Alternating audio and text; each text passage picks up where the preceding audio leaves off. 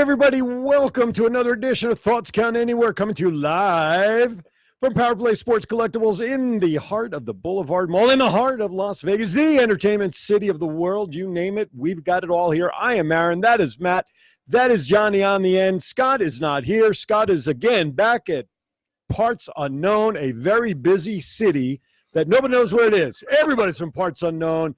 That place must be overpopulated or something because everybody's from there. But we welcome you to tonight's show. And boy, have we got a heck of a show tonight. We have a guest tonight that everybody knows, quite frankly, I think everybody loves. Made a splash in the WWE a few years ago, became the #1, the first Cruiserweight title holder in WWE. It's a thing he'll never, ever give up, never have that taken away from him. He is the one, the only. TJ Perkins is here in the house. Gentlemen, are you excited? Hell yeah! Oh, I was worried. There was a little delay there in the response. Oh well, no, I was just basking in the cruiser greatness of it all. There you go. He is here. We actually have an audience here in the shop. Everybody, why don't you give a hoot and holler so people can hear you? All two of them are here tonight, ladies and gentlemen. Back on our bell is our professional bell keeper. Chief is here. He is in the house. Thank you for being here, Chief, because we had to fire Jason, and Thomas didn't. He did a He's already cut off, so thank you very much, nobody Johnny. Shuts me up like Chief does. We have got to. Thank you, Chief. Chief, thank you. Exactly. Make sure you use the metal side on that thing because I want that thing loud when we got to cut him off. There you go. All right. Now we got it fixed. Well, anyway, we got a lot of good news happening. Listen, this is a great time of year. Why? Because the calendar year is kind of wrapping up. For at least the WWE, we have TLC coming up this weekend. Finally, some matches were announced. We'll get to that in a little bit. However, gentlemen, what do you say we get started with? I hear voices. All right, gentlemen, who wants to get started with the first thing on our plate there? I hear WWE's been releasing people, and there's more people on the rumor mill they might actually get rid of. And rumor has it Matt Hardy might be getting released soon. Is that really a surprise to anybody? I don't think so. I mean, he came back a couple of weeks ago, and he's been losing for the last couple of weeks. I mean, especially with Jeff's situation, you can't really put the tag team back together, right?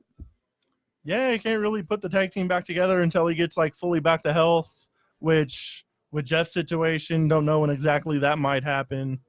But if he does get released, he is a local favorite in Vegas. He was the former FSW champion, so hopefully he comes back to Vegas. But which version of him do you want in Vegas?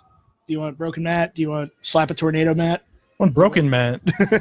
See, I feel like slap a tornado. Is that what they call it now? Yeah, remember his old song? I can slap a tornado. Yeah, that's true. That's very true. No, I'd like to.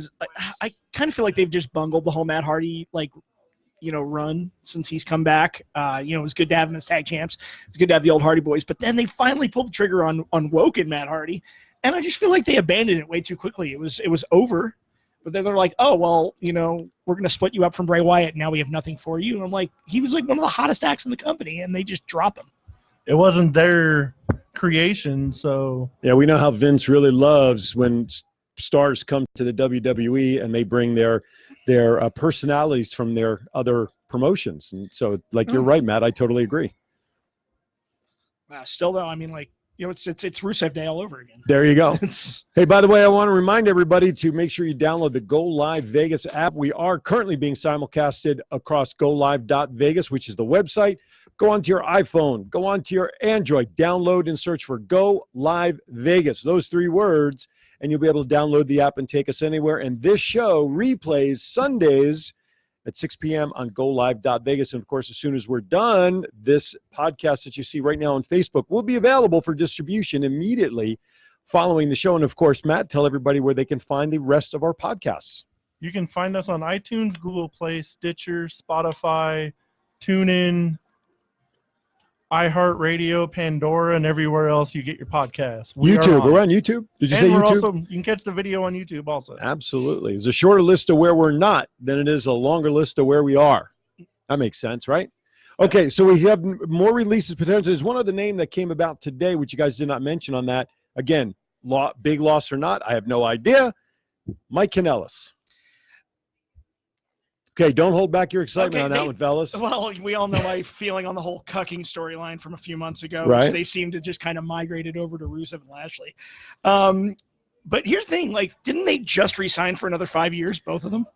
That is correct on record. A little story came out, however, and no details were provided, however, that they may have not been exactly truthful during these negotiations about something. Oh, are you saying because they signed for the payday and then Maria got pregnant? Well, I'll tell you what, as per Bully Ray, that's what he reported on Busted Open earlier today, that there's not an issue, but there was something in their negotiations or something that they were not 100% truthful about during that in order to get the 5-year contract. So maybe it is the fact that Maria was pregnant and nobody knew or whatever, however that came about. I just find it funny that only Mike has asked for his release. Maria has not.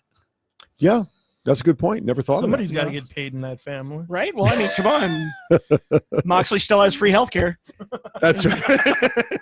There you go. That is very true. Thank you. I wonder what Vince McMahon thought about that Lights Out match at Full Gear. We see like, oh God, how much are we paying for this? That's right. He's here in United Healthcare calling him every second, every time he takes a piece of glass in his head or something. Okay, next topic. Sorry, I didn't mean to wake you up there, Chief. You've been out of habit. Actually, riding on that, I did hear rumors that NXT is actually going to be doing some roster cuts in January. Okay. So, all right, who knows?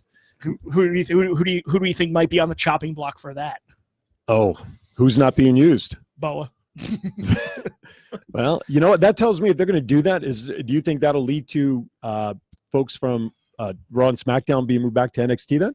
Well, we've already seen it with Finn Balor and Breezango, right. So it's it's definitely, and there are actually a few people on main roster who I feel would be better fits back in NXT. Cesaro's name keeps coming up for that, but now we have Sheamus coming back. Yeah, but I think they want to put Sheamus on a single run. They've been building him as the Celtic Warrior again. He's got his old hair back. I think they're getting back to a return to form of like original Sheamus, like OG Sheamus. I think he's going back to like the main event like level. Yeah. I can see him being champion within like the first couple months he's back. I could see that too, but well, do you think he's in actually the Fiend's champion? So no, maybe Intercontinental. All right, next topic. I hear voices. Jericho is pushing AEW to sign Luke Harper. Thoughts? I think it would make sense. I think we all believe that WWE has misused Harper now for over a year. I think he had a lot of, the run not only as part of the Wyatt family, but of course singles on his own when he won the belt for a while, and he's just a powerhouse, and I think the WWE is losing a great talent. I do too. He's never got over the fact that he can't do a Southern accent, so he's like, he got punishment booked for years, and I really hope I don't think AEW might be the best fit for him per se. I mean, I that's the age we live in now. It's like whenever somebody gets released, they're like, oh, they're going to AEW now. Actually, somebody mentioned to me over the weekend that they think a better fit for Harper would be NWA on Power. Oh, NWA doesn't come up a whole lot. As much, although it is starting to surface again. What's their new show that's on TV? Was it Powerhouse? It's Power with 3 R's. Power with 3 R's. Did they stutter when they wrote that, or I don't know. Did Captain Buggy write that for them? I don't know. I think maybe Cornette did. Oh, jeez. But yeah. Okay, just want to remind everybody coming up here in a few minutes, our featured guest is none other than former WWE Cruiserweight champ TJ Perkins, or TJP, as most may know him, who, of course, now is on Impact, and we'll get to talking with him here in a few minutes, sharing his thoughts and insights of not only his career and his direction, but really just in the wrestling profession in general. So we'll get him on here in a few minutes. All right, a couple of news items you want to cover, and then we'll bring TJ on, and we'll leave a couple of news items maybe to discuss with him. Well, also, it wasn't just Harper that was released by WWE. They also released Sin Cara and The Ascension. Mm-hmm. Again, no great losses in my opinion with The Ascension. See, you say that, but did you see them on NXT? They were a great tag team on NXT. I get you, but I'm just talking about from the level of again, main roster. Well, see, that's another. See, that is a team I'd like to see go to AEW, especially because their emphasis on tag team wrestling. Mm-hmm. And I would like to see Connor and Victor, or whatever they repackage them as in the future. I would like to see those guys as a tandem going forth because they had great chemistry as a team, and they were they're the longest reigning NXT tag champs in history. I actually agree with you on that one. Oh my God. I would really like to see them mixing it up with the Bucks. Anybody feeling the ground shaking since they agreed on something? I know, right? I think that's like one of the first signs of the apocalypse. Exactly. That's kind of crazy. They were like, the third seal has been broken. All right, next topic. Batista and NWO were announced to enter the WWE Hall of Fame WrestleMania weekend. Thoughts, gentlemen? I have mixed opinions. Okay. So do I. I think it's cool the NWO's going in. I agree. Why isn't the Giant and Eric Bischoff like part of this? Eric Is it X-Pac, Kevin Nash, Hogan, and Do you realize Scott that Hall? not only Hogan, but now X-Pac is a 2-time Hall of Famer? He's back-to-back Hall of Famer. Yeah. Who's ever done that? Like Sean Waltman has more Hall of Fame rings than Roddy Piper. That is insane. The 1-2-3 kid making his name by beating Razor Ramon that night early on in Raw history. See, that's the thing. Like everybody in the NWO that they nominated is already in the Hall well, individually. Well, you got the Four Horsemen. You got Rick that was already in there. Now he's in there twice. You're going to see factions. Yeah, but Degeneration X will be the next one. But the nope, Shield eventually. The X was last year. That's what I said. They're already in.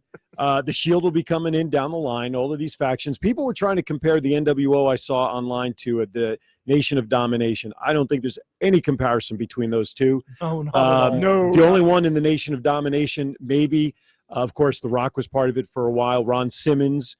But as a whole, I don't think, listen, NWO, what they did with them down in WCW, I believe changed the face of wrestling and the Monday Night Raws to a level that I don't think we'll ever see again.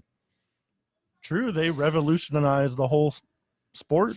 All right. Next, one last topic. I'm going to skip the next one because I want to maybe get TJ's thoughts on this. But WWE, for the first time that I can remember, if ever, will not be airing Tribute to the Troops this year at all. Is it just going to be a network show? Well, no, it's been a network show for the past couple of years, and they've also aired it on they simulcasted it on USA. Okay. So I don't know if they're not airing it on the network or if they're not airing it at all, because from what I heard, like a lot of the matches, they were exhibition matches. It was a glorified house show. Well, sure. But some of the matches don't necessarily tie in the current storylines. Right. And usually they don't anyway. So basically they had, Seth Rollins just recently turning heel. They have him wrestling as a babyface, in a boot camp match. Gotcha. So, I think they might not air it at all to preserve the storyline. Okay. Makes sense. I agree with that. But at the same time, I think they're going to take a PR hit because Tribute to the Troops is like one of their big things every year. And like I said, I'm a veteran, and I was at the 2005 Tribute to the Troops in Tikrit, Iraq. So, and it's still something I talk about, even 15 years later. Right on.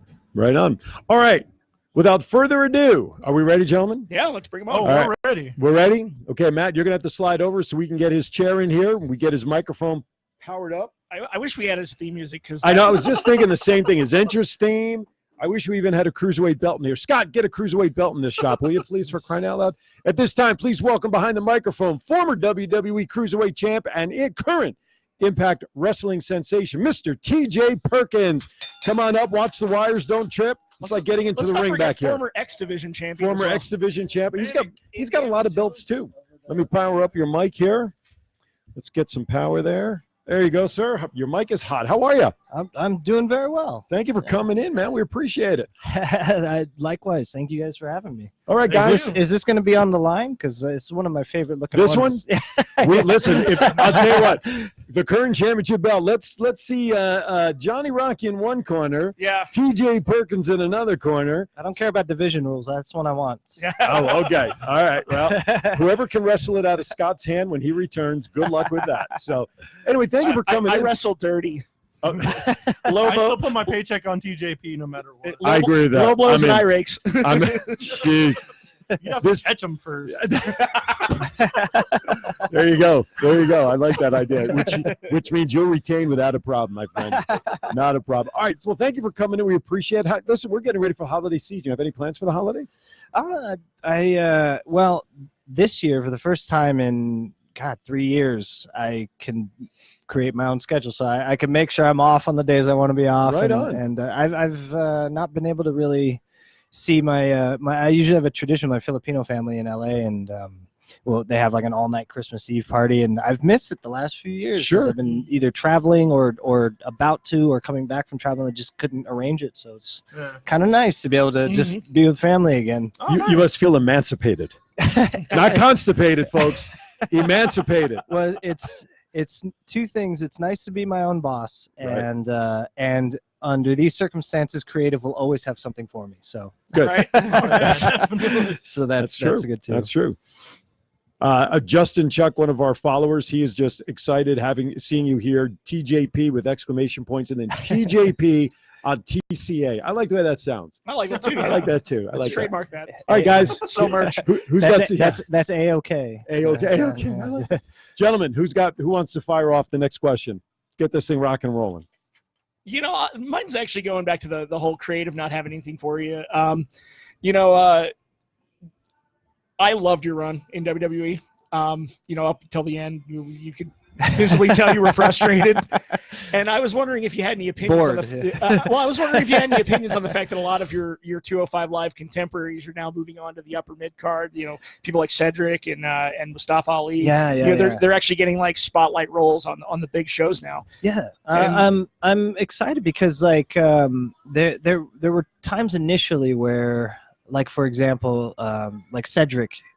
He was one of the first guys to have some opportunities to wrestle with like Bobby Roode in NXT. Yeah, and he did a couple like live events with him and stuff, and they always got really great reception and everything. And they never really took that as an indicator that we can contribute differently or be less segregated. And then they did the special attraction main event with me and Nakamura the one time on NXT. Turned out really well, and same thing. Like they just didn't really understand, I think, what they had. And so I was really excited initially. I feel bad that they don't get enough credit for this, but Lucha House Party was really the first of the guys to kind of break through and get this role that's really carved out for them. And they've become this like Swiss Army knife of like of an act for Raw, now SmackDown, I guess. And then like the Bollywood Boys, for example, the Singh brothers, and even like Leo Rush and Drake Maverick finding like semi-active or like non-wrestling roles to be on the show. Like there were a lot that broke through initially that I was super proud of and happy for. And now that I see like guys like the ones you mentioned and like with Gulak, I always saw Drew. Really, I love Drew Gulak. He'd be an incredible addition to any part of the card on any of the shows. And he's deceivingly big too. So like I feel like I'm actually from Philadelphia, and I met Gulak years ago when he was like starting, like actually when he was like still training. Yeah, and he wasn't nearly an ant. He wasn't nearly as big as he is now, but I saw him at SmackDown, last year. Yeah, and he bulked up. He's a big dude. Yeah, he's a naturally big guy, and then I feel like Arya Davari is another one. I'm excited to see all the different roles that they could find for these guys, because these are fresh characters for them. Matt, you got something? Yeah. I didn't mean to wake you up, Matt. It's okay. I know you're awestruck. It's okay. How was it at Impact? It's amazing.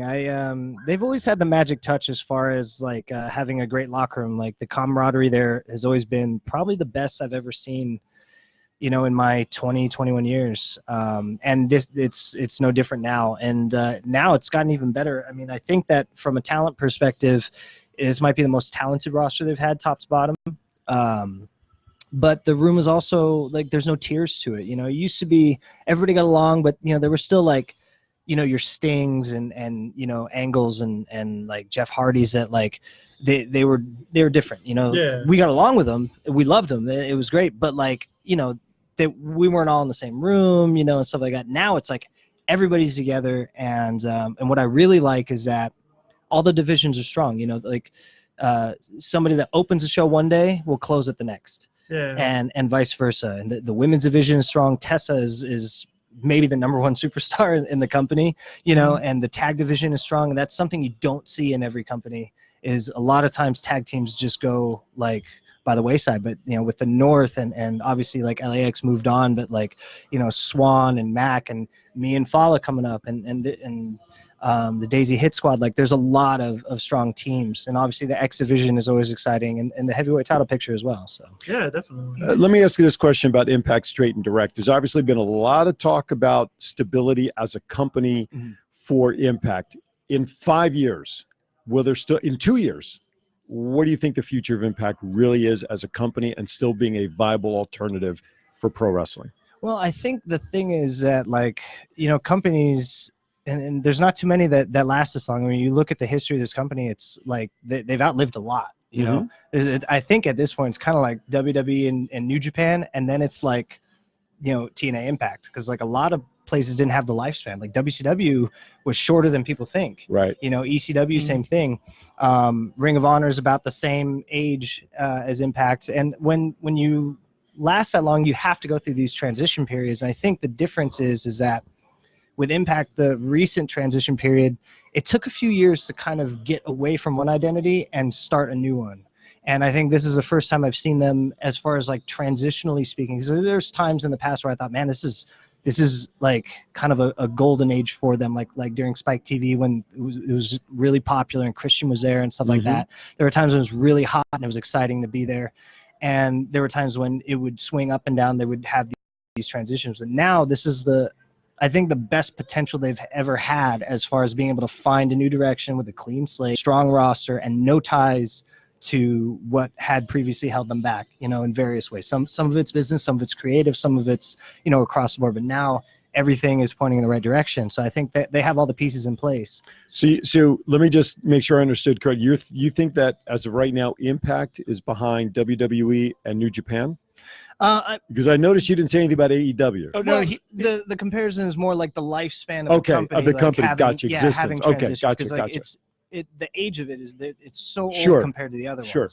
ones. I do think though that with like the right distribution plan and like with the right amount of eyes on it, like because of its longevity, and I think it's more of a household name than people think it is among wrestling fans, that it's not that far removed from like the AEW WWE conversation. I just think that, you know, like for the last few years, they've had to nail down a certain direction as far as distribution. I think with that comes a giant leapfrog in progress. And I think like with Access TV and everything, like it's headed in the right direction. Okay. Fair enough. Guys? Well, you were talking about like Tessa being the number one person in the company. What's like the guys in the locker room, like reaction of like her actually getting like in the heavyweight title picture? Are they like supportive or? Oh yeah, I mean, it's just like any other superstar. Like it's what I like about the room there is that like a lot of the perception is kind of like detailless. Like it's colorless in a way. Like nobody's like we don't look at people and our peers like it's not categorized in a certain way. Like you belong in this division, or you know you're this or you're that. Like they look at her the same as we would look at Sammy or Cage or something like that. They see the presence that she brings, and just we only judge each other off of you know, our performances, and I mean she's killing it. So in some ways you're really only as good as your last performance in some ways. Yeah, I mean absolutely. Right? There's a reason why that's timeless yeah, exactly. I mean, it's like in sales, you're only as good as your last sale. You don't sell anything in the next 2 weeks, you're nothing. So okay, well that's fair. I mean, there's still a lot. I mean, the cross-gender matches and the cross-gender promotions, I think have to build a little bit longer before they become viable, just in terms of acceptance. I think we're seeing some more promotions taking those mixed gender matches more seriously. And I think though, I just don't know how serious they're going to take it. We actually had a debate here a number of shows ago about how strong a promotion could be when traditionally the heavyweight champion has been labeled as a men's title. And is it too gimmicky potentially to have a female, I'm not saying not worth it, carry the heavyweight championship belt? Well, I think that it comes down to context, you know, like it would be one thing to have a challenger that seems like out of place. And then of course, if they're coming from another division, or if it's a question of gender or something, like that's just naturally going to come up as a hurdle for that conversation if the context already doesn't fit. But I think in her case, it's so logical. Like she's killing it every night. I think even if she wasn't in the world title picture, she'd still be, you know, maybe the top superstar in the company. Like she's performing at that level, whether she's with the other women superstars or with the men. So I think with that comes the proper context. Like, well, as a performer, like this performer, and you take away the name and the resume, you just say this performer is performing at the level of anybody else in this company. Yeah. Why not them? So I think with that kind of quells any kind of questions, you know.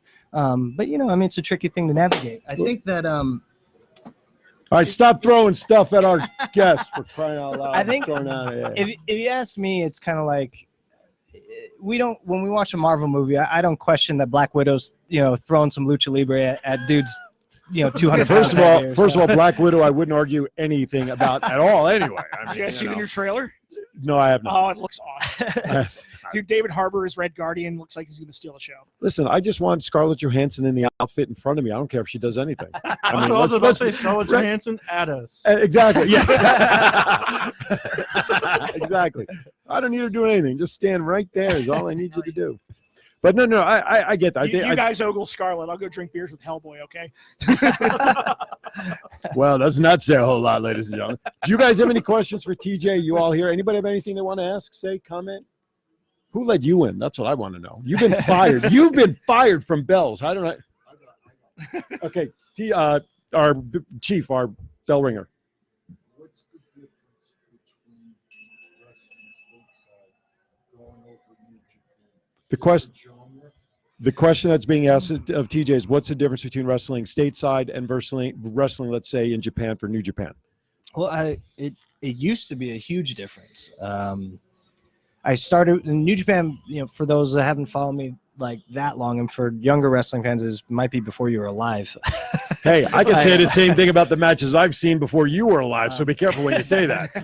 Hey, brother, that's all I watch too. So Great.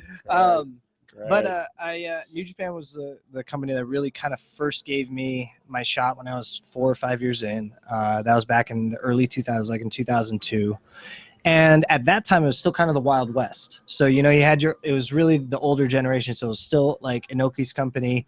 And that was still like the Liger generation. I mean, like his prime, and like Kenemoto and guys like that. Like they're still in that generation of like the Mutos, the Otanis, that style of stuff. So stylistically, it was kind of the Wild West, very old fashioned. It used to be very, very different. Crowds were really quiet, and you couldn't manipulate the crowd the same way you would an American crowd. And that's really the name of the game. And what we're doing is being able to, your chess matches really with your audience. Mm-hmm. And now though, I don't know if it's just Westernization or like the culture of indie wrestling kind of taking over, because it's a fun culture, like at least the United States version of it. And now it's become a lot more like universal as far as style around the world. Like even in Mexico, you see a lot of stuff that's just common for here. In the UK, like catch wrestling is not popular anymore. That's not the thing. Like some guys, a handful of guys are kind of trying to bring it back, but they're bringing it back as like a commercial. It's like Walmart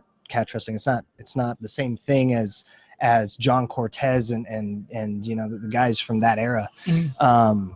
But in Japan's the same thing. I go over there and like there's dueling chants in English that I would hear. I would normally feel like I'd hear when I'm here, like at Manhattan Center or something like that. So it's kind of fun because they still retain the nuances of the Japanese crowd, but they incorporate stuff that's familiar for Gaijin, as we say. One of our listeners who's actually listening through the GoLive.Vegas app, again, download it through your iPhone or your Android. Is from Calgary, Alberta, Calgary. Wants to know if you wrestle at all in Canada. Let's see. Well, over the summer, I had a few Canadian dates. A couple times up in Ontario. No, but how was the matches? I don't care if you had dates up there. Yeah. How did you wrestle up there? See what I did there, guys? Anyway, I'm sorry. Let's see. I had a couple shows in Ontario, like the Toronto area, and then one in Vancouver. Nothing in Calgary, but Calgary is kind of an older school scene. It's a little bit smaller. Well, it's hard country up there. Yeah. I joke with I have a lot of friends in Calgary. So I have like a lot of the Hart family, like the kids and the cousins and nephews and that. Like I'm friends with a lot of them for a long time. And I joke with them that Calgary's like the Texas of Canada. So. That is no joke. Yeah. My best friend is married to a woman from Calgary, and she's like, it's cows. It's nothing but it's basically Letterkenny come to life. And I was like, okay. But I have wrestled there before, and I would love to go back again. I just don't I'm not totally familiar with a lot of the scene in certain places. I haven't really been an indie wrestler for almost like 10 years. Right. I spent a few years at Ring of Honor, then right to TNA for a few years, and then right to WWE for a few years. And it's been a while since I was having a full independent schedule, and the landscape is completely different than it used to be. Sure. Before we move on, we are at the bottom of the hour. Let me do a hard reset. You are watching Thoughts Count Anywhere, coming to you live From Power Play Sports Collectibles, right in the Boulevard Mall here in the heart of Las Vegas. I am Aaron Phillips. That is Johnny Rock on the far end. That is Matt Mullen in the middle. And our special guest is former WWE Cruiserweight Champ, X Division Champ. TJ Perkins is with us now, part of the Impact community. Before we go on, let me just share this with everybody, as long as I have everybody. This Sunday, December 15th, join Big Valley Wrestling for their Christmas show, which is being hosted by the 2018 Manager of the Year, Primo Polpo. It's a cracking Christmas special full of gifts, body slams, carols, drop kicks, and lots of Christmas spirit from the wrestlers on the roster. Of course, the doors open at 1:30 at the Sahara Event Center. Show starts at 2 p.m. Tickets from VIP front row all the way to general admission are still available. Kids 12 and under get in free. With a paying adult, Johnny Rock and I, right now, we are scheduled to be on commentary unless I'm thrown in the ring to ring announce. But we are scheduled to be on commentary. So far, there are 4 matches announced. Santana Jackson takes on Ricky Tenacious in a Secret Santa match, no DQ, with special guest referee Tommy Purr. PVW Heavyweight Champ Big Dirty versus PVW Las Vegas Champ Kevin Duckett's in a champion versus champion match.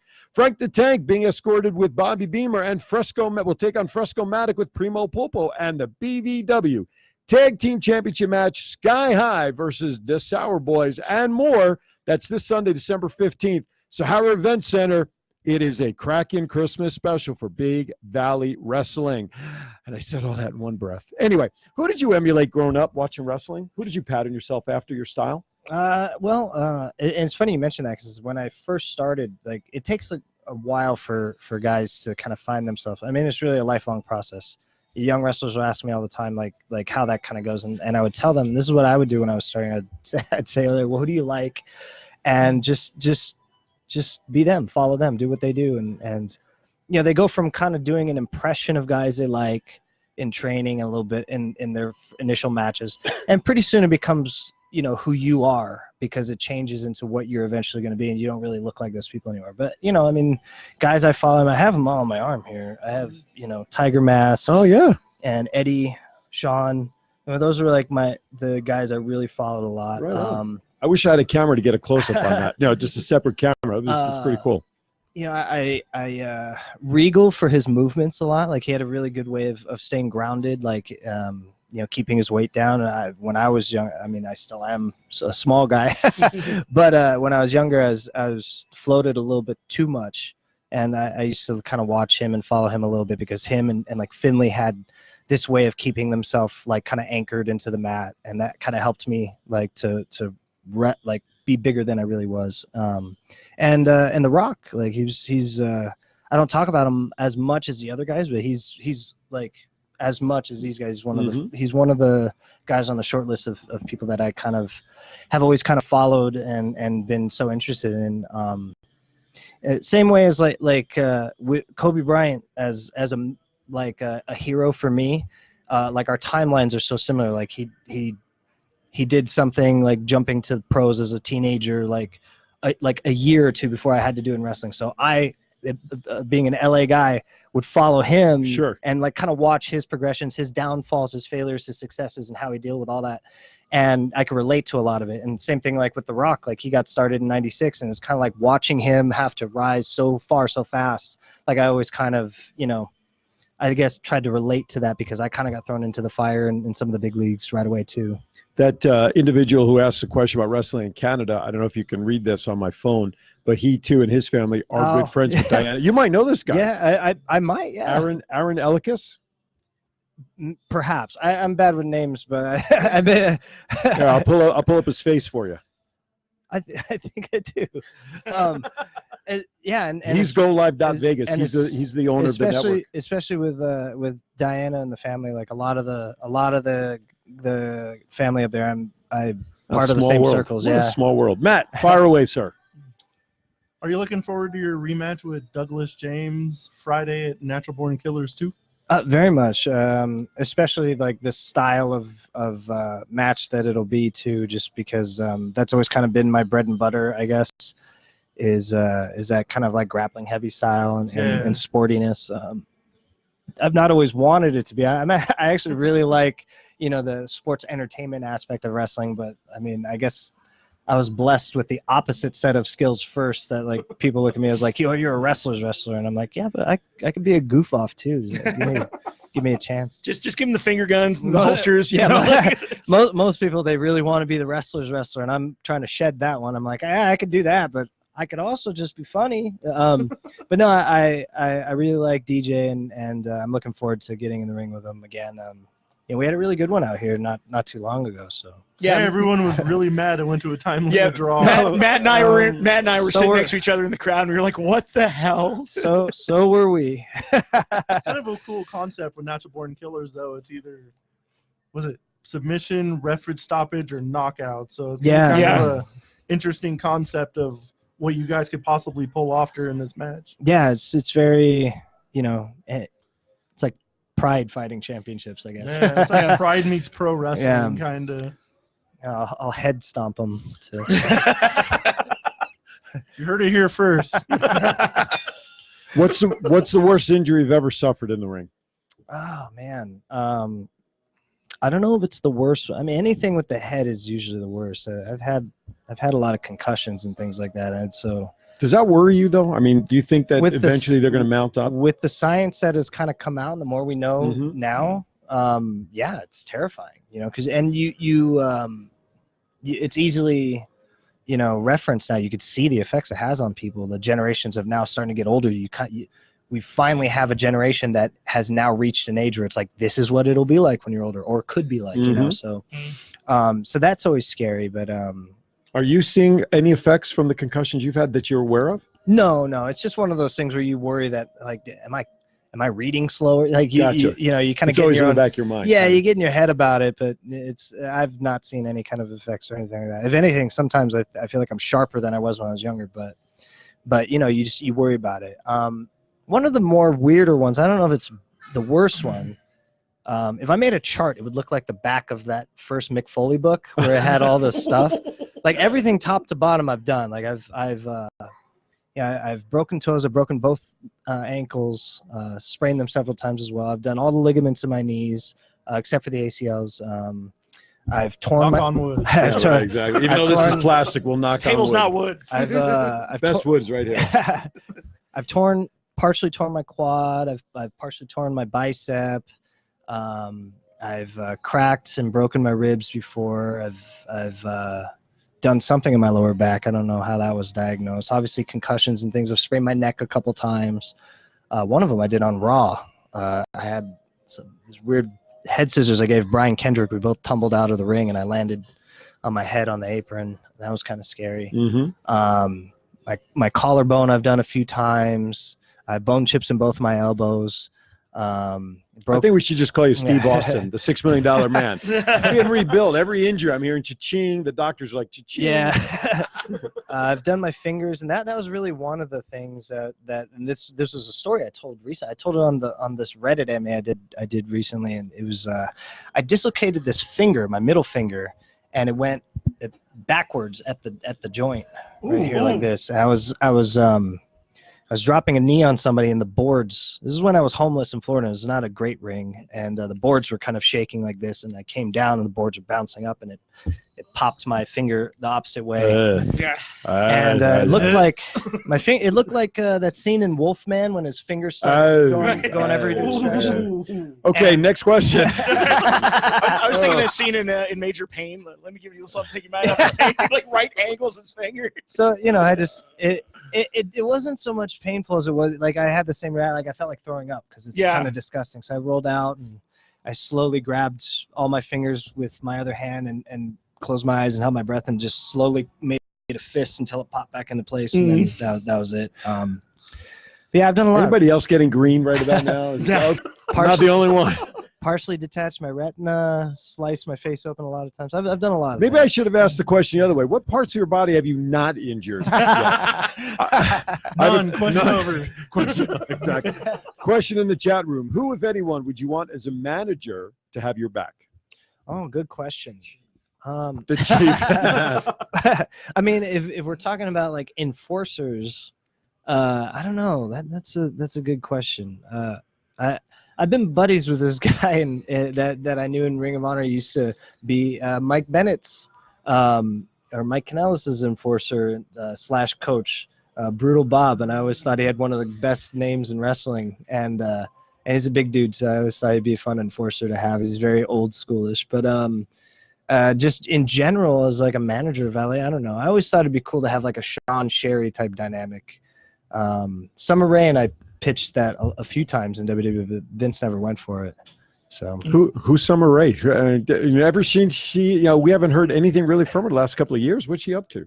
I see her at appearances and things every now and then. I know that like towards the tail end, she wasn't getting back in the ring because it was hard for her to get cleared medically. She had like a neck thing or something like that. Right. So I don't know if that's still something that bothers her, but That would be a good combo. You and Summer Rae. I was one of the few cruiserweights that she wasn't taller than, so we're hoping that would be okay. She towers over all of them. Like me and Gulak were the tallest cruiserweights, so I was like, it'll work for me. Gentlemen, fire away. Matt, I got Johnny, one. somebody? I got one. It's actually on our sheet here. All right. Who haven't you faced that you'd like to actually face one day? This one gets asked a lot, and a weird one for me is it's just because of the amount of time we've spent in the same places is AJ.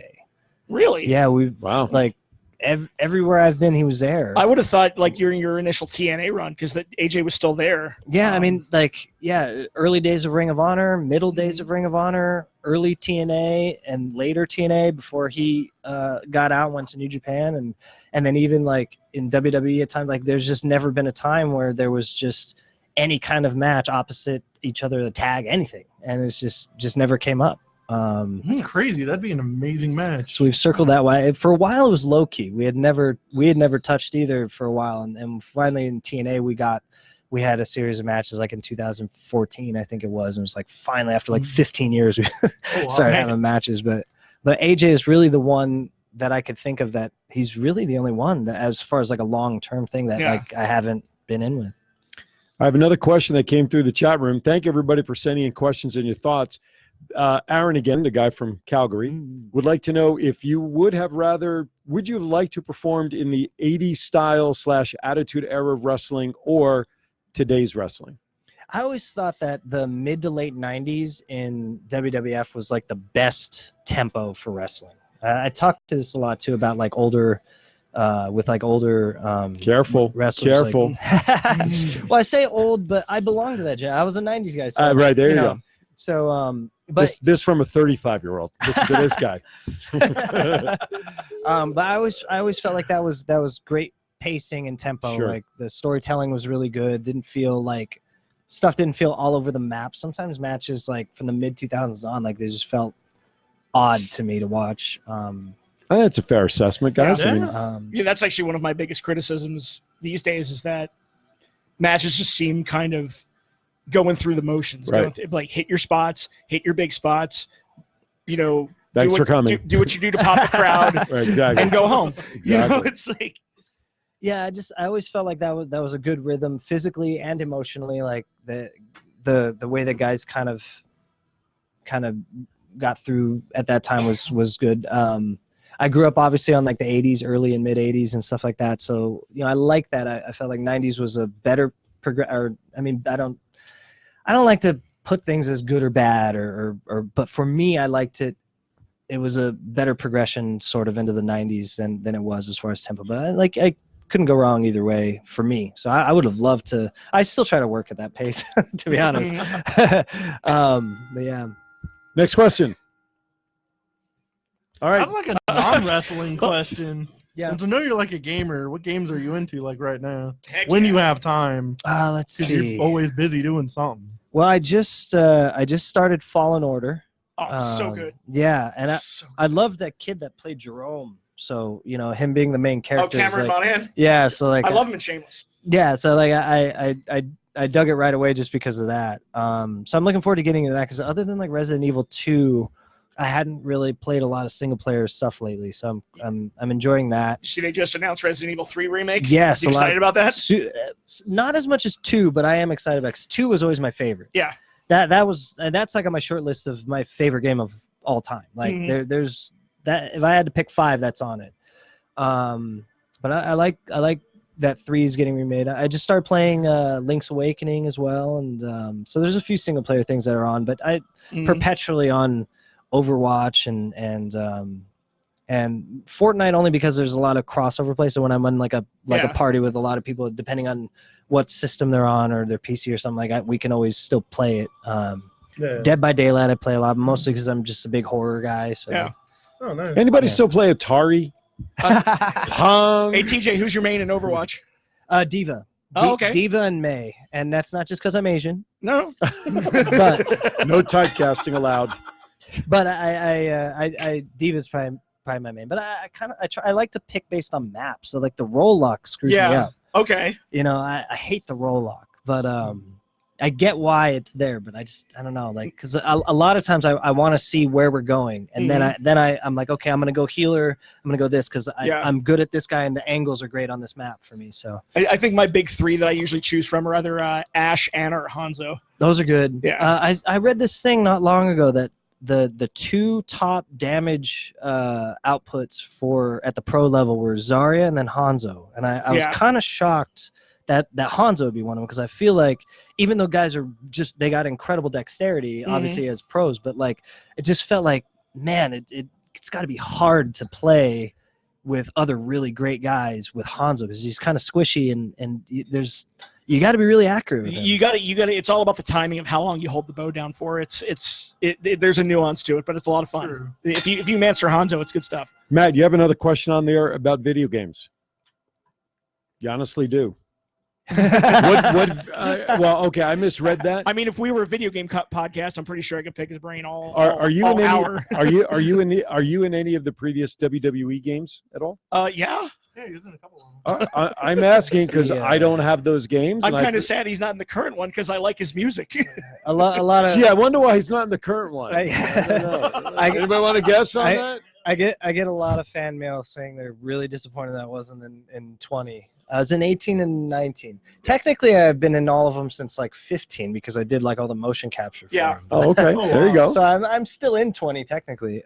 Just not recognizable. His moves are in there. You can actually fan create them, but it doesn't have the music. And I love that 16-bit. The Wily's Castle-esque. Yeah, and awesome. I'm a huge Mega Man fan. Like Mega Man's like one of my biggest series. I've got Mega Man all over my house. Mega Man 2. That's how I asked CFO to design the music, is because that's like one of my favorite games. You know, I think that soundtrack is the best. I want to while we have TJ, before I go into a general question that we have left on the list.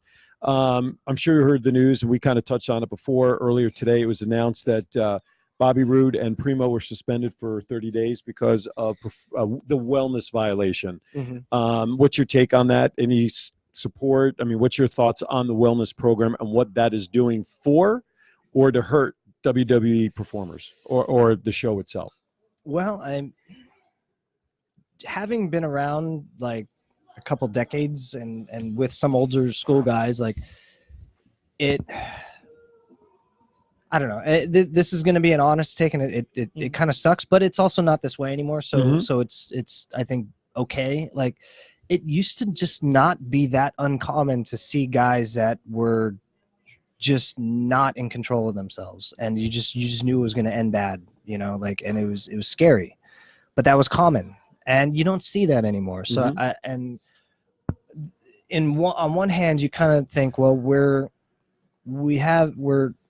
it's entertainment, so you don't have to regulate it in, you know, the way that they do, because it's sometimes it seems kind of silly, but when you see the results over, you know, a decade or so and how different guys are and how much greener the world is getting, and especially with wrestling, man, like it's the side effect and the residual effects of it is I think great. Okay. That being said, I mean, I don't know, like obviously, like what they don't usually disclose. No, of course, they just say there's a violation. How well did you know Bobby and Primo? I know them both pretty good. Yeah. You know, I used to love seeing the Colon brothers, and I feel like we're kind of cut from similar cloth as far as being like lifers in wrestling and the type of experiences we've had and the people we've known and how we were brought up. Is that, you know, that's like an old school upbringing for them, and for me, obviously, that's how I was brought up. And Bobby, I've just known a long time. You know, he's really a model, like for like being a great professional wrestler. Like, he's really great at his job. He looks the part, and you know, I mean, I guess it's kind of funny the context of why we're talking about him. But that aside, I feel like he's a model professional. Like, you look at him and it's like that's what you should aspire to be. Yeah, right on. Did you know Jessica Carr down in NXT, the female referee? Yeah, a little bit. What's your thoughts on her coming up to the main roster? I mean, I think that's great. Like, you see a huge influx of female referees in the NBA, for example, now. Mhm. And it's like, it used to be kind of like you would double take when you see a referee with a ponytail. Now it's like I see full referee like teams in one game, and it doesn't seem out of place. I think that's really the goal, right? You know, NFL also has female side judges. And I think in her case, like, she's and this is the same thing as like bringing it back to like the Tessa conversation. Like, she's good at her job. Right. So I think when that's the case, that's really all that needs to be asked. It shouldn't be about statistical representation or anything like that. Like, obviously you want that stuff to come up, but that'll come up naturally. Just reward people who are good at their job, and that way we're checking off all the boxes the right way, and everybody's gonna get an opportunity because everybody's gonna work hard, and you don't feel any crutches. And so I'm happy for her to be able to get called up, as I would anybody, you know, Eddie Orengo or any of the referees, Danilo, like all these different guys. Like, when they get a chance to do something cool, I love it. So Yeah. Gentlemen, do you have any further questions? It's always here, like, every time I've like talked to a wrestler, it's not in WWE currently, all you ever hear is, when are you going to go back? Do you want to go back? So it was like your end goal eventually to get back to WWE to try to end your career there, or what's your plan? No, I don't really have any aspiration to ever go back, to be honest. But I never really had aspiration to go there in the first place. They kind of had to get talked into it. Oh, wow. Regal had to talk me into it. When we did the Cruiserweight Classic, you know, they sat us all down in the theater, all 32 guys, and offered us our contracts in the same room. They just called us up to the front one by one, you know, and that was after round 2. After the night I wrestled Johnny. I remember because I had a big gash on my eye from his corner move that he destroyed me on. And I remember they offered it to me, and I'd talked to Zach about it. Zach obviously didn't want to stay, and he didn't stay. But I told him, look, I've been in Ring of Honor and TNA for a few years. I've been under contract in these places, and before that, Lucha Libre USA, I did a few seasons there. And I told him, I said, I really would like to go back to Japan and Mexico. Like, I kind of miss it. Yeah. I miss the freedom. I haven't had it in a while. I've only been free for a few months, and you guys want me to stay. And this really wasn't my plan. I wanted to maybe do a couple seasons of Lucha Underground.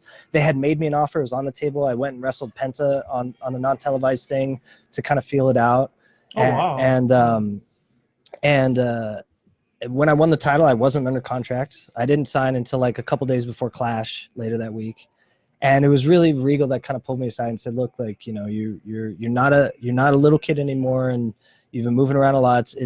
I think it's about time that you kind of settle down and invest in one spot for a little bit, and kind of change my perspective, you know. Like, I'd been homeless, and, you know, I got family and pigs to take care of. So it's like, so, you know, I looked at it as a good opportunity, but, you know, I did a few years there and made a little bit of history, and that's cool for me. I never really had I never wanted a WrestleMania moment. A lot of kids grow up with that, and I grew up wanting a Super J-Cup moment.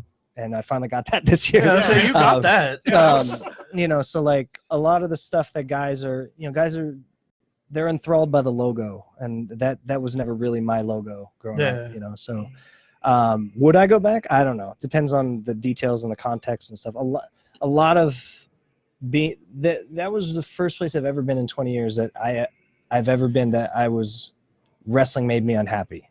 And I don't mean that as a negative, like total one end of the spectrum, like bad, they're bad or something like that. That's not what I mean. Like, they're a fine company. Just for me, I've never been in a place where I couldn't just say, like, no matter what was wrong in my life or stress or homeless or whatever, I could always be like, I'll be free for 8 minutes. Right. Go to the ring, 15 minutes, 20 minutes, whatever. And I'm just going to rock and roll, and that's it. That was the first place I've ever been in 21 years that I didn't have that there. And so, like, the context of my being there would have to really change in order for me to want to kind of go back. But So basically, you're saying like when a job feels like a job, it's not fun anymore. You know, a little bit, you know. I mean, for the first 20 or I guess 18 years of my career, I felt like I didn't have a job because I was not working. You know, I was just having fun, and now it felt like it was a job, and it's time to get out when that happens. Yeah. You know. Do you share your story of how you've come from homeless to the level of stardom that you've received anyway? You mean like in regards to like speaking, like speaking, or have you ever been interviewed to go in depth about how you got in that position, how you dug out, that sort of thing? Yeah, here and there.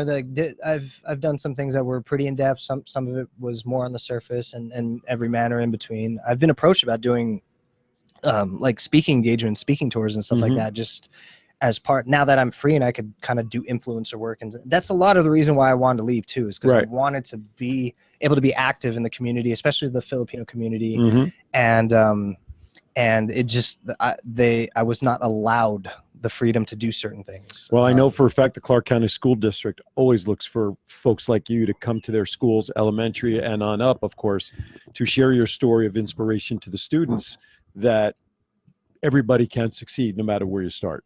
Well, I mean, that's really been the mess, especially like after being homeless. Like, I don't know about anybody else or anybody who's watching or listening or you guys. For me, I grew up Catholic and I'm, you know, have, you know, pretty strong faith. And I felt like that happened for a reason. Cause I did 10 years, then I was homeless, and then my career went another 10 years, and then I hit WWE. And it's like, for it to be so perfectly a midway point like that, and to have been given so much so fast early on, everything I ever wanted, the things I wanted in the beginning, New Japan, CMLL, Super J-Cup, and I got, not the J-Cup, but I got that stuff almost immediately. I was 18 years old, got all of that. But I didn't really care about a career, and I didn't really use my platform for anything other than just having fun and just messing around. And I feel like that's why God was like, you know what? You don't deserve this. But I tried to not be a wrestler when I was homeless. I used to beg him every night. I don't want to do this anymore. But I don't have any job experience. And the only thing I could do literally to not starve to death was to do these horrible indie shows in like billiard halls and in Tampa and stuff on like Tuesday, Wednesday nights in bars full of like maybe 8 people. And they had their backs to the ring because they're watching Sports Center. And I remember thinking, other than getting $10 tonight so I can just buy some food and collect some quarters in the parking lot, like, why can you just let me get a regular job? So I would try to pump gas or something, and nobody would give me a job. And I remember thinking, why do you keep me in wrestling? I mean, you clearly don't want me to do this. But when he gave it back to me, it kind of, I don't know, it was a realization, like I should be using my platform for something different. So, you know, that's exactly what has been on my mind ever since, is to be better and more connected to the community and find ways to inspire people. Because if you want to pursue the school district, because you're based here now, right? Yes. Okay. So when you want to do something with the school district, you and I need to hook up. My wife is an assistant principal at one of the elementary schools, and that would be a starting point for you, because they just had a Colorado Rocky, and his sister is the bull rider who's paralyzed waist down, not bull rider, but horse rider who's paralyzed. Last name, I wish Scott was listening because we were just talking about it this week, but his sister is a professional rider who's paralyzed waist down. Oh, wow. And they go around and she tells her story. And they were just at my wife's school this past week. So that's what makes me think. So I would love to do that. Whenever you're ready, you let me know. So, but the guy from Calgary says, first of all, the next movie should be your story, directed by The Rock.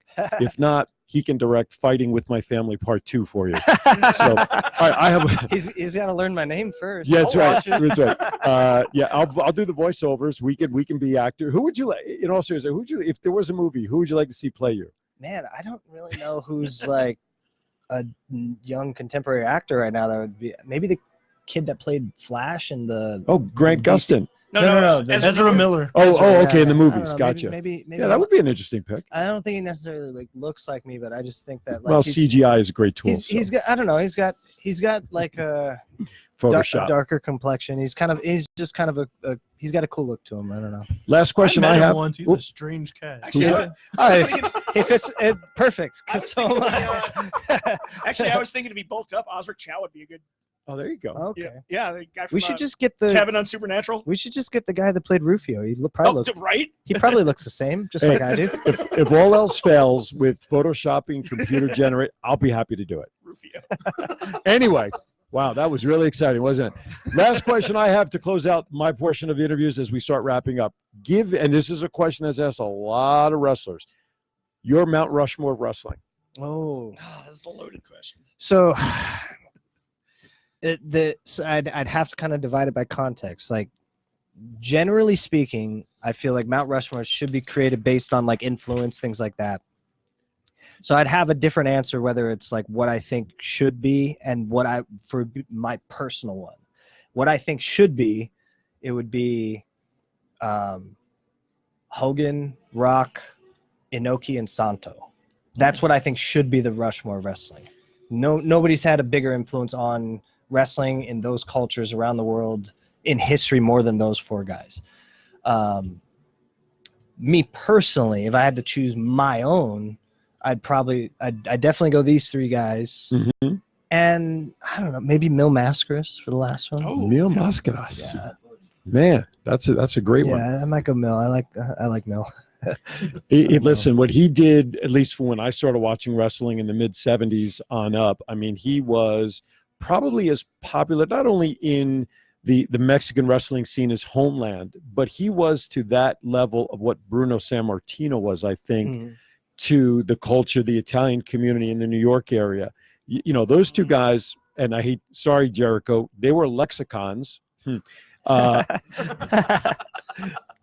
Took a second for everybody to get it even here. So no, Johnny knew it. I'm shaking my head because it was terrible. Oh, come on. It was terrible. Anyway, but they together were in that same genre. Yeah. But I think in the American lands, it was all Bruno in the territories. Yeah. But Mil, once he started coming into and became part of the WWE, I think was really maybe the first crossover. Yeah, he had he had a lot of crossover, and like in Japan too, for example. Right. Like my favorite stuff he's done is his matches with Destroyer. You know, and I don't know, it's like people, they don't realize it. You'd have to kind of really watch Mil, but like he was an amazing technical wrestler. And that's what I love the most about him, is he's such a great grappler, and that's really kind of how I fell in love with his work, was watching his matches with Destroyer. So what happened between him and Alberto Del Rio? No, I'm just kidding. I'm just kidding. All right, we're up against. Alberto's a good wrestler. Yeah, he is. You watch that MMA fight between him and Tito? No, what is he doing in the That was some wrestling? CM Punk level stuff. Did Del Rio He get, doesn't need to be near a cage. Great question. Would you want to wrestle CM Punk if you were to ever step back in the ring? Oh yeah, I'd love to. Who wouldn't, right? I mean, I guess in a way. Well, I still want to see TJP. we versus wrestled Ricochet. back in the day, and Oh, we've been Ricochet. and we've been friends a long time, Punk and I, and we had a shared coach from when we were younger. Okay. A Chicago guy named Kevin Quinn. He's the best coach I've ever had. Oh, nice. So Punk and I go way back. Whenever I pass through Chicago, or if I get a chance, I always try to catch up with him. Right on. You know, he's obviously busier now than he used to be. Gentlemen, we are in overtime, and I think listen, there's a lot more we can peel back, and I know since you're based in Vegas and you perform here as well, I know we'll have you back as well, and keep peeling the onion back and keep chatting with you. I wish we had more time. I mean, technically we do. We're on the internet, but Scott's store closes soon. But final thoughts before we say goodbye to TJ. Johnny? I just wanted to say what a pleasure it was having you on the show here. You're actually our first official guest since we started this thing. Sucker. I'm sorry, but thank you for coming. Somebody's got to be the Thank first. you guys very much for having me. It's my pleasure. Yeah. Matt? Yeah, thank you. We greatly appreciate you coming on. Always been like a big fan of yours, and hope to see what you do in the future, and can't wait for Friday to watch you go. I was going to say, Douglas plug James. Friday. Plug Friday. Yeah. Well, me and Douglas James get to go round 2. And Friday, and it's going to be at the FSW spot. Yeah. Yeah, the Down in FSW Highland? Arena Yeah, so- off of Harrison. Harrison. By the airport. Right on. Yeah. So And- if especially if you're a Vegas wrestling fan, please come out. It's a great show, and it's going to be a different style of wrestling. So, you know, if you're into more of the sporty and more of the ground-based grappling type stuff, you like it. If you want to catch the replay of this show, make sure you tune in to GoLive.Vegas on your computer, or download the app Go Live Vegas. The three words. This show will be replayed Sunday, 6 p.m. Pacific time. So if you missed anything, please, by all means, listen to the replay. You can always email us any further questions through the TCA Facebook page, and there's a blue message us now button, and you can send us questions, which we'll get to TJ and hopefully get answered. Thank you for coming. It was an absolute pleasure spending time with you tonight. Thank you very much. We for thank having you. me. Guys, everybody here, thank you for coming in. Bellman, bring us out of here. Guys, great stuff tonight. Scott, your loss. Sorry. Have a Hopefully great he's week. catching this in parts unknown. There you go. I don't know if does the Wi-Fi work in parts unknown? I have heard no he's idea. having a beer with Congo Crush right now. Oh my God. Oh Maybe jeez. Papa Shango. Oh my God. Oh my God. Oh my God. Anyway, who knows who will be on next week? This was a great surprise to arrange. We appreciate it. But make sure you tune into our Facebook page, Thoughts Count Anywhere. Like it. We'll post the links. Go out onto YouTube. Definitely check out our YouTube channel. Subscribe there so you don't miss anything from Thoughts Count Anywhere. For everybody here at the table, for all of our folks here in the store, we appreciate you tuning in tonight. From all of us here, have a great week from Thoughts Count Anywhere. See ya.